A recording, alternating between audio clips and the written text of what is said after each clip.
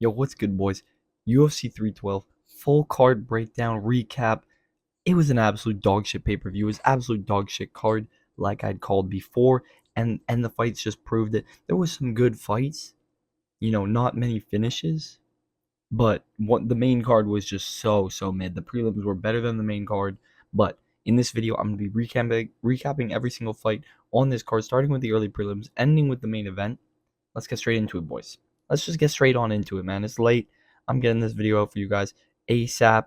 First fight of the night. Killian Salkid versus Anshul Jubli, man. The only Indian fighter on the UFC roster gets knocked out in 19 seconds, uh, you know, against Killian Salkid, who is making his UFC debut. 19 seconds is all Killian needed. He pushed the pace really quick, blitzed in, landed one clean right hook, dropped Anshul and followed it up with a nice shot. It was a bit of an early stoppage. It looked like an early stoppage. I'm going to be honest. Ref just wanted to get it done with there. Anshul definitely could have gone up, could have continued trying to fight back, but completely cut it. Terrible reffing there. But, Killian Salkid gets the knockout in round one with a right hook. Clean stuff. Good for him. Nice win for the Aussies to start off the night. But then we move on. And we got another Aussie. We got Jonathan McAuliffe versus Kevin Juice. I called this one. I believe Jonathan McAuliffe was going to be landing the more powerful strikes, doing the more damage, and he did, man. He was landing nasty body kicks.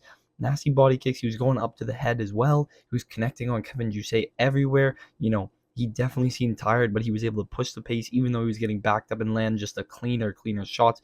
I had him 2-0 going into the third, and even in the third round, it was closer, but he still landed the better shots. And Kevin Juice, the entire side of his core, was just so brutally bruised, so badly bruised. It looked awful from the kicks that Jonathan McAuliffe was throwing. The kicks that he was throwing sounded, when they connected, it sounded like he was landing a baseball bat on Kevin Juice's ribs. So yeah, Jonathan McAuliffe has some nasty kicks, very powerful. Looked kind of small for welterweight, but he is a big dude, and he did well. He did well. Good decision for him. Good win for Jonathan McAuliffe coming in, making his UFC debut. So two back-to-back Australians making their UFC debut and getting some good wins. Moving on, though, fight of the night. I knew this one was fight of the night. I called it on my Instagram even before, the second it happened and I was watching this fight. I was like, this is going to be the fight of the night, which it was. Rong Zhu versus Cody Steele. This was an absolute banger. An absolute banger. Both dudes throwing hands the entirety of the fight. First round could potentially be round of the year. Genuinely, an absolute banger round. Had me on my feet. They were both winging bombs. Cody dropped Rongju at one point, and Rongju, I thought he was gonna get knocked out, and then Rongju drops Cody still. It was just like back and forth, and both guys were having fun with it, throwing the entirety of the fight. There was no dull moment. This was just non-stop pace. But Rongju landed the better strikes. He was landing crisp shots. I don't know how Cody Steele kept on his feet. He stayed on his feet. Very good chin by Cody Steele. But Rongju was landing crisp, clean shots, catching him at the right moment. Just snapping Cody Steele's head back. And he dropped Cody Steele a couple times. Once in the first round, I believe once in the second, once in the third. Like he dropped him almost every round. Caught him with some good shots. I mean, and Cody Steele was hurt bad. He was definitely hurt bad, but his chin is very good. Good win by Rongju. He needed that win. Get back in the win column, man. Good win by him. And Cody Steele, man, he's still a prospect though. He's still a lightweight prospect. Was very fun. I didn't realize Rongju was younger than Cody Steele until I was watching the fight. But Rongju, good win by him. We move on to the regular prelim. Starting it off, we had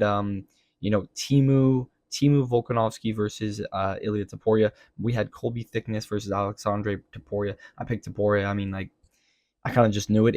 It was kind of a boring fight in my opinion. I didn't have too much fun watching this fight because it was kind of just meh. Like they weren't landing. Nobody was connecting like crazy. The commentators were glazing Alexandre Taporia because he's Ilya Taporia's brother. Like, of course, man. Like, it was a close fight.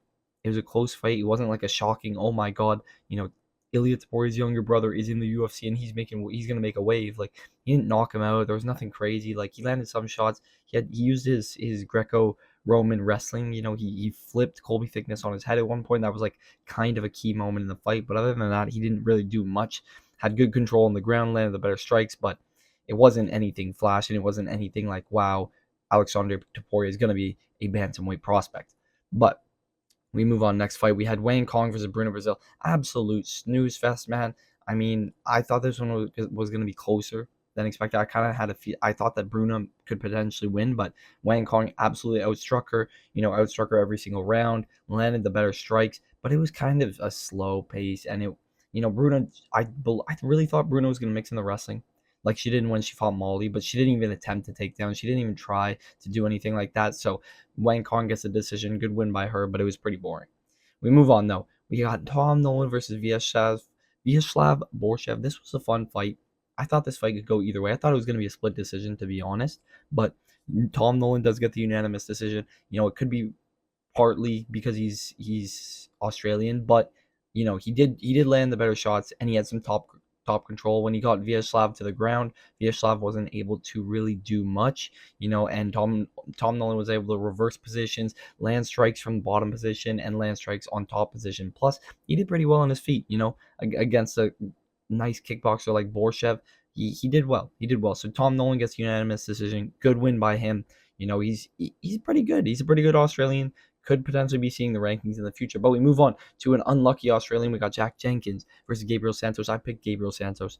I thought Gabriel Santos' submission was very, very live. And it was, man. It was. Gabriel Santos gets the win by submission. One of the only finishes on the card. He finishes Jack Jenkins in the second round. This was back and forth, man. Jack Jenkins landed a nasty front kick, I believe, at the end of the first round. And he had Gabriel Santos injured bad. He had him on the ground, and he was trying to land ground strikes, but wasn't able to connect.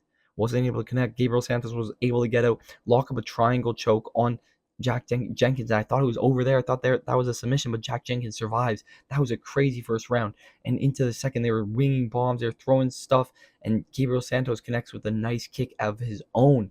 And he's able to back Jack Jenkins up, get him up against the fence, and find that rear naked choke and cinch it up real tight. Jack Jenkins had no other choice but to tap. So Gabriel Santos gets the win by submission to end off the prelims. We move on to the main card. We had Jake Matthews versus Francisco Prada to start off the main card. It was a decent fight.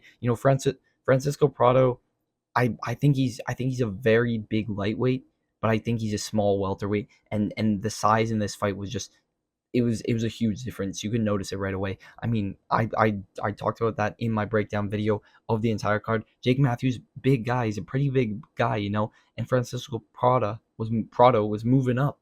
So Jake Matthews was much bigger. His boxing was crisper. He landed nasty shots, busted up Francisco's face. Francisco really didn't get anything going except for a takedown, I believe, in round 2. That was the only kind of point he had of any success, but Jake Matthews otherwise dominated him everywhere and got the unanimous decision.